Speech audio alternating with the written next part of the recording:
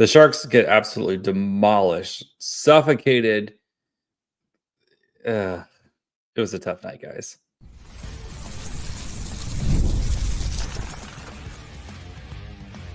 You're Locked On Sharks, your daily podcast on the San Jose Sharks, part of the Locked On Podcast Network, your team every day.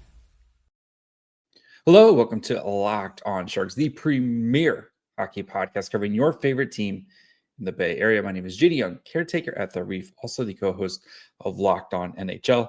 I want to thank you for making Locked On Sharks your first listen. Proudly part of the Locked On Network, we cover your team every day. If you want to be an everydayer, all you have to do, just follow along wherever you get podcasts. And of course, you can watch on YouTube as well. And tonight we'll be breaking down the Sharks' 5-1 loss to the Carolina Hurricanes as the Sharks get absolutely suffocated by the Hurricanes, who are, in fact, a very good team. We'll look at Michael Misa's NHL debut, Sam Dickinson's tough night, whether the Sharks are that bad or the Canes are that good, or a little bit of both. And then we'll dig into the numbers of this game as, again, the Sharks lose 5-1 to the Carolina Hurricanes. So before we get to all that, do want to let you guys know that today's episode is brought to you by FanDuel. Download the FanDuel app now by visiting FanDuel.com and win $300 in bonus bets if your first $5 bet wins. So let's start with Michael Misa, who made his NHL debut, and I think had a solid night. Nothing spectacular. You saw some couple plays here and there. Nothing to like groundbreaking or anything like that, but that's okay.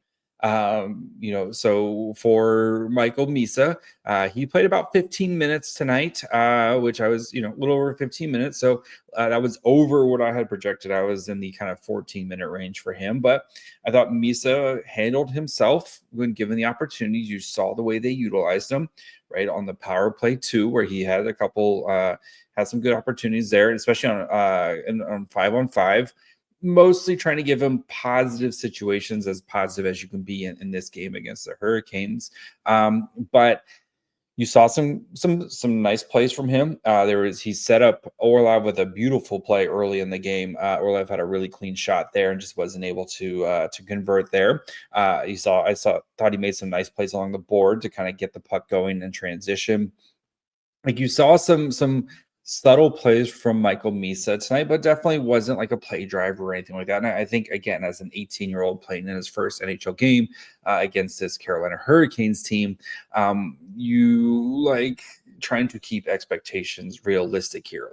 But I think it was positive from him, and there was nothing from his game tonight that I feel like warrants him getting yanked out of the lineup. So I like solid C out of Michael Misa in his debut. And, I think there is some positive stuff to build on.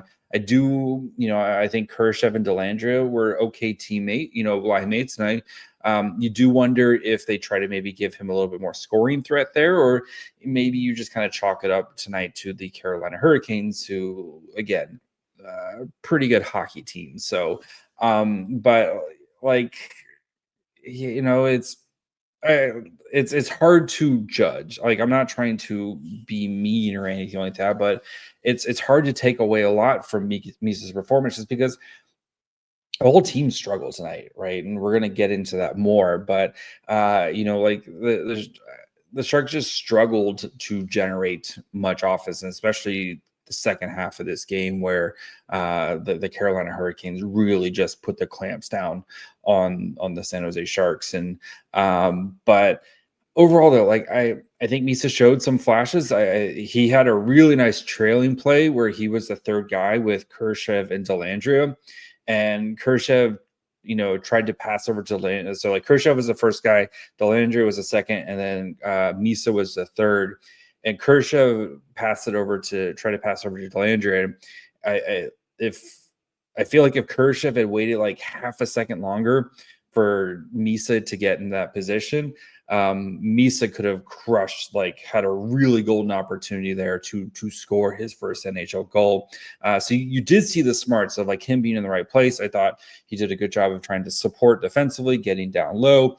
like especially as a center, right? Like I did see some really positive signs from him, but again, like it felt very subtle, which is very much what we saw from Misa in the preseason as well, where right, some subtle plays, nothing super flashy, but nothing where you feel like he made mistakes. And I think as he gains confidence, you'll see some more of these flashy plays from him. So Sam Dickinson tonight, though, definitely struggled.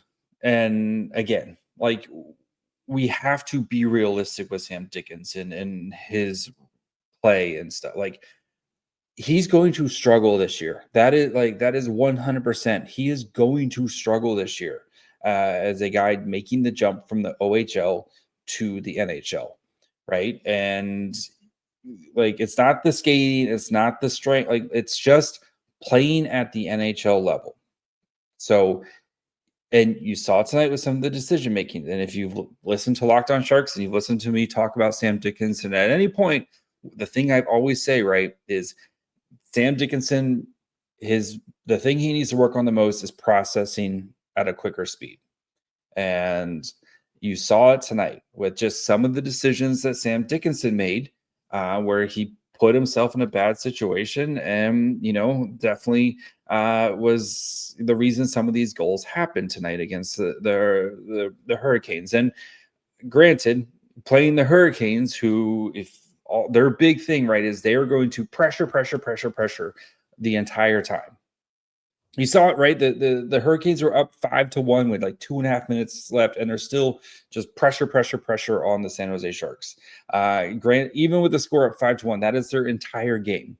So Dickinson not put in a great position tonight, but also a bit of definitely a stress test, right? This because there is no team that pressures like the Carolina Hurricanes does. And you saw tonight with some of the decision making of him either pinching where maybe getting a little bit too low, especially on the first goal there where got it is unable to make the seal. Dickinson's too low.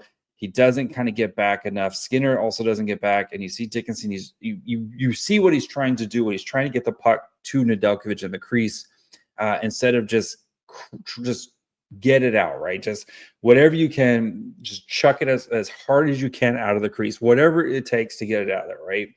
And you see the play there, and that's just going to be one of those learning moments for him. One of the other goals where, he kind of loses containment on a guy. I think that was the third goal at the end of the second period there, loses containment on a guy. And yes, do you want Nedeljkovic to make a save there? 100%. But, that's Sam's responsibility there. So, unfortunately for Sam Dickinson, going back to the OHL, he's not going to be able to work on the things he needs to work on, which is playing at a quicker pace against guys who play at a quick pace, right? And tonight was a very much baptism by fire for him. So, I would have liked to see him get, especially when the game got out of hand in the third period, I would love to see him just get a bunch of shifts there. But unfortunately, he takes a penalty there and he gets 4, which I don't understand why he got the extra 2 minutes. 100%, he tripped, I think it was Gostisbehere, right? Tripped Gostisbehere, deserved the penalty, 100%, right? But the extra roughing, he got crushed into the boards and then stood up and tried to defend. And he didn't even do anything in the defense. I felt like he was definitely kind of a bit of the victim there. So after the penalty, but tough night for Dickinson. I would be surprised if he plays on Friday, and maybe the Sharks try to kind of get him back into the lineup on Saturday when they play the Penguins. And the Penguins are off to a pretty good start, but they don't play the same, they don't play the same way the Hurricanes do. So, and again, we're trying to, if you're the Sharks, right, you're trying to stretch out this 9 games, the Sam Dickinson 9 games as long as possible before you have to make this decision on sending him back to the OHL. So, I think I would assume Dickinson's probably out of the lineup on Friday night. Let him get some time to practice here, catch his breath, and kind of review the tape, all that cliche stuff here that the coaches are going to say. But it's a tough night for Dickinson, and you're going to have that as a 19-year-old rookie in the NHL, right? You're going to have those moments. But again, the hope is with a guy like Sam Dickinson is that he learns from these moments, and you see fewer and fewer of them as the season wears on here, instead of having some of the veteran makes some of the same mistakes. But yeah, tough night for Dickinson. C+ night for Misa in his debut. So we're going to talk about this game more. We're going to talk about if it was the Sharks that bad, or the Hurricanes that good, or is it probably a little bit of both? So we'll get to that here in just 1 second. Most people can't name all their financial accounts or even what they're worth, whether it's 401ks, properties, or investments. And if you don't have the full picture, you can end up leaving money on the table. That's why there's Monarch Money. It's an all-in-one personal finance tool that brings your entire financial life together in one clean, easy-to-use interface on your laptop or on your phone. Monarch is built for people with busy lives. If you put off organizing your finances, Monarch is there for you. Monarch does the heavy lifting for you. You can link all your accounts in minutes, see clear data visuals, get smart categorization of your spending, and finally feel in control of your money without ever touching a spreadsheet. Great thing is you can maximize your investments, increase your savings, and work with your partner or financial advisor. They make it super easy to do all those things. Don't let financial opportunities slip through the cracks. Use code LOCKEDONNHL at monarchmoney.com in your browser for half off your first year. That's 50% off your first year at monarchmoney.com with code LOCKEDONNHL. All right, before we continue, do of course want to thank you for making Locked On Sharks your first listen. If you haven't yet, perfect time to subscribe as the season is here. We'll have coverage after every game. Also going to, the prospects are still doing prospect things. So we'll probably be talking prospects on tomorrow's episode. We've got some good interviews coming up as well. So make sure you're following along wherever you get podcasts. And of course, you can watch on YouTube as well. So I think, just again, trying to take the temperature of Sharks fans from this game, right? And a lot of Sharks fans are frustrated, which you have every right to be, right? You got absolutely crushed by this Hurricanes team, right? The Sharks did not generate a shot on goal the entire third period, despite being down 3-1, 4-1, and 5-1 at various points in the third period.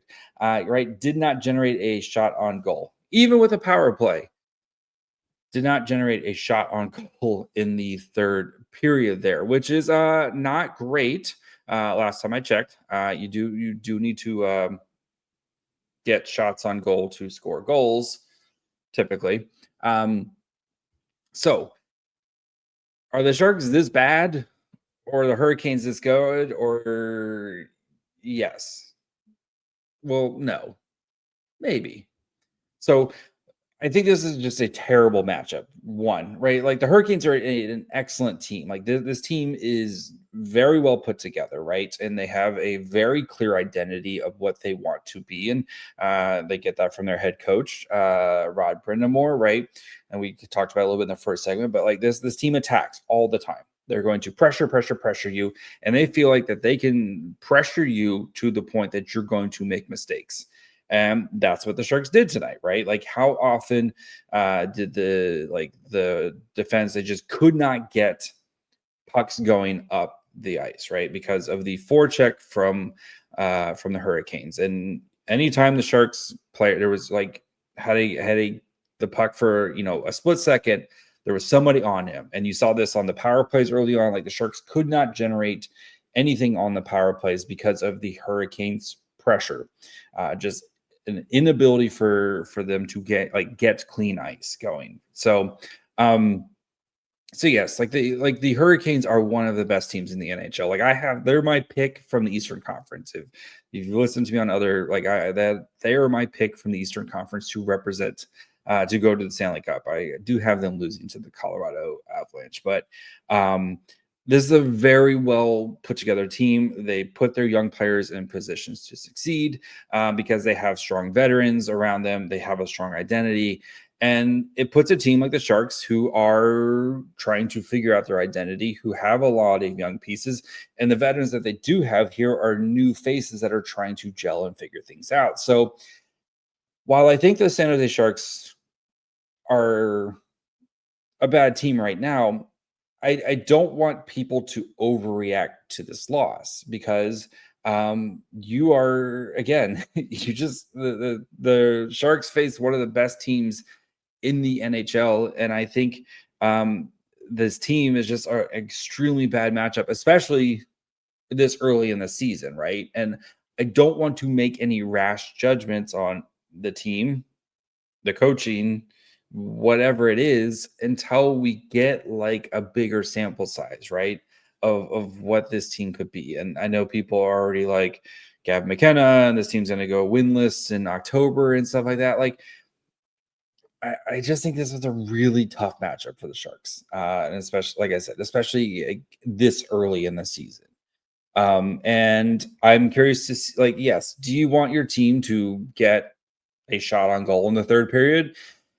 Probably, right? Like, I think getting a shot on goal in the third period would be nice, but like the Sharks had some opportunities, especially early in this game, and just Carolina wore them down and kept attacking. And then, every little mistake the Sharks made kind of ended up in the back of their net. And, hats off to Brandon Bussi, who made his NHL debut tonight and was outstanding.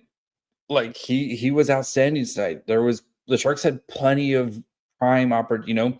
You think the Tower to Foley on, I think it was a second power play, right? Second or third power play. Great passing. Toffoli's right there where he needs to be. He gets a shot, and Bussi makes, he gets the stick out there and makes a save, right? You think about Barclay Goodrow, great, great feed to Adam Gaudette. Gaudette's right there. It just is unable to catch. And then literally like 10 seconds later, the puck is in the back of the net for the Sharks. And like there was plenty. Will Smith had some opportunities tonight. Jeff Skinner had like 2 golden chances on the same shift, where Jeff Skinner scores a ton of goals right in front of the net, right by the net. And the Sharks just weren't able to capitalize on their opportunities. And that's part of learning how to win. And the Hurricanes, who, a little sluggish as you would expect on the East Coast to West Coast trip, right? Took them about a period and a half to get going. And then they started taking advantage of every opportunity that they had. And that's the difference right now between a really good team like the Carolina Hurricanes and a really bad team like the San Jose Sharks. So do I think the Sharks are going to play like this every night? No. Right? We in the first 2 games, we've seen this team play some pretty solid hockey against, right, a Vegas team that a lot of people are picking to win the Stanley Cup, and a Ducks team that a lot of people are predicting to go to the playoffs. And they've played up to their competition at times. And tonight they just ran into a very good team that is very good at exploiting your weakness. And that is what the Hurricanes did tonight. So I don't think the Sharks are as god awful. This is the worst team. This is not like the 23-24 Sharks. And I don't think this is the 24-25 Sharks. I do think once this team gets some more games under its belt, and I've said it, I think once you kind of get to mid-November and this team kind of starts to gel and everyone kind of figures out their roles and their chemistry and stuff, I do think this team will play good-ish hockey. Good-ish was what we can hope for. Good to good-ish hockey at times. And I think they will start to win some games and stuff. And I think it was a really bad matchup at a really early moment of the season. Like I don't know when these guys play again. I'm trying to pull it up right now. They play in December, so in Carolina. So, I think that'll be a good kind of measuring stick game to see what you learn from this early season game to what you then, right? And I expect a much more competitive game. Do I expect the Sharks to win that game? Probably not. But I think the Sharks will. I think they will have more than 1 shot, more than 0 shots on goal in the third period in that game. So I'm going to go on a limb and say that they're able to do that in that game. So we're going to dig into the numbers, as gruesome as they are here, and they are gruesome. So we'll get to that here in just 1 second. The NFL season is here, and FanDuel is an opportunity that you don't want to miss right now. New customers can bet just $5. You'll get $300 in bonus bets. If you win, that's right. Pick a bet. Put down $5, and if it hits, you unlock $300 in bonus bets to use across the app. If you had William Eklund scoring a goal, you won tonight. So good for Eki scoring tonight. But I do love how FanDuel gives you so many ways to play. They've got parlays. They have player props. Again, William Eklund goal tonight, or Darren Waller touchdown for the Dolphins. Just keep betting that because I think it's going to keep happening. And even follow live lines during the games. Whether you're a casual fan or love diving into the stats, FanDuel makes the game day experience so much better. So what are you waiting for? Visit FanDuel.com to download the FanDuel app today and to get started. All right, guys, before we finish up, do, of course, want to thank you for making Locked On Sharks your first listen today. For your second listen, check out the all-new Locked On NHL Game Night. Every game, every night, including what happened here, until a Stanley Cup champion is crowned. Get local analysis on a national scale. Find NHL Game Night on Locked On NHL on YouTube or wherever you listen to podcasts. Okay, these numbers stink. 44 minutes of 5-on-5. The Sharks had a lot of power play opportunities tonight and didn't do super much with them. Again, this if we watch the preview episode on YouTube today, we knew this PK is ridiculous, right? They were the number one PK in the NHL last year, and it looks like they picked up right where they left off. But the Sharks went over 5 on the power play, which doesn't help. But the PK tonight, holding the Carolina Hurricanes power play, which is weirdly bad, to 0 for 3. But 5-on-5, though, the Hurricanes, basically after that last power, like the 1, 2, 3, the fourth power play from the Sharks, the Carolina Hurricanes basically just put the pedal to the metal and put this thing away. Shot attempts at 5-on-5 were 72-24. Like, put that in perspective. The Hurricanes had 30 shot attempts at 5-on-5 in the second period. The Sharks had 24 all game long. Like, I talked about how this team, that is their whole, like, they're going to shoot, and they just figure we're going to score because we're just going to keep shooting. Very much, again, defense is for nerds. Just keep shooting the puck and score goals. That's what the Carolina Hurricanes do. But actual shots on goal at 5-on-5, 35-11. Again, the Sharks shut out in the third period when it comes to shots on goal. 32-13 scoring chances for in favor of the Hurricanes, 7-6 high danger chances, 2.1 to 1.16 expected goals for. Forward lines tonight. So we had that's the Hurricanes one. Sorry. So we had 11:48 of Eklund celebrating to Foley, 4-23 shot attempts. Brutal. 1-11 actual shots on goal, but they made that bad boy count as William Eklund scored. They also gave up a goal as well. 0.13 to 0.44 expected goals for, 2-11 scoring chances for that line. Misa, Dellandrea, Kershev played 8:37, 3-14 shot attempts, 0-7 actual shots, gave up 2 goals as well. 1-5 scoring chances, 0-1 high danger chances. Skinner, Wenberg, Smith, like, okay, kids, 7-9, we'll take that. 4-3 actually outshot the Hurricanes. 0.4 to 0.33 expected goals for, 5-4 scoring chances. That line, Jeff Skinner just looks like a really smart pickup by the San Jose Sharks. I think he is well on his way to scoring like 20 goals this season for the Sharks. And he had some prime opportunities tonight. Showed some wheels too, especially that first 25 seconds where like there was you could easily say that he probably should have gotten a penalty shot on that. But Skinner, like the Skinner, Wenberg, Smith line, not too bad tonight, especially in this. Gaudreau, Gaudet, Reeves played 7-16, 3 to 13 shot attempts, 1 to 7 actual shots, gave up a goal, 0.15 to 0.38 expected goals for, 1 to 6 scoring chances. So again, like all the lines tonight just absolutely rocked, with the exception of the Wenberg line. Like not much positive to take out of there, unfortunately, just because again, the Hurricanes pretty good. So the defensive pairings tonight, yeah, it's not going to be pretty, guys. So the Orlov Ferraro pairing was your top pairing when it came to Corsi 4, 30.43%, 7 to 16 shot attempts. Letty Liljegren next at 14.81. Liljegren did get shaken up. It looked like he landed on his tushy / back.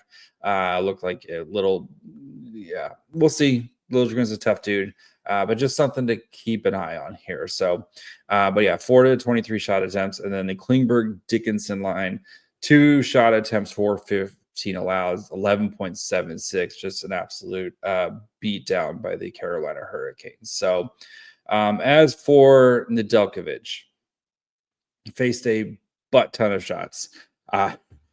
37 saves on 42 shots, 5 goals against on 2.71 expected goals against in all situations, 881 save percentage, 7 of 8 high danger, 10 of 12 mid danger, and 17 of 19 low danger shots. He played well at times, and he had a couple that you probably wish he got back. But like it wasn't like Nedeljkovic did not lose this game for the San Jose Sharks. So I still hope that we see Askarov on Friday against Utah, and then we get the Nedeljkovic revenge game against the Penguins. That's my hope there. And I like I've said, I think the goalies right now, you just constantly rotate. It's not where the Sharks are right now. Just rotate it. It's not worth trying to give the guy the crease for a little. In the way that both these guys have played right now, just rotate it right now. And I'm assuming that's probably what we'll get. So, and again, I do want to see the Nedeljkovic revenge game against the Penguins. But yeah, ugly loss. Now there's no way, not much lipstick on the pig here. The Sharks got thoroughly outplayed by a superior team that is one of the best teams in the NHL, and I think is like I said, I think is going to go to the Stanley Cup this year. And it is what it is. So I'm not in the Warsawski's the worst coach ever. I know there's some people that are already sick of Ryan Warsawski.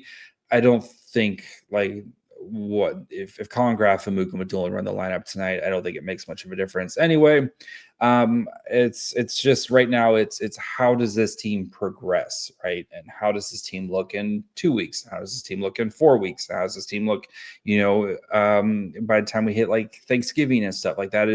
That's where we're kind of going with this team, with so many new pieces and so many young players and stuff. So yes, it'd be nice to get a win here, and I do think that we'll get a win at some point, even with the road trip coming up.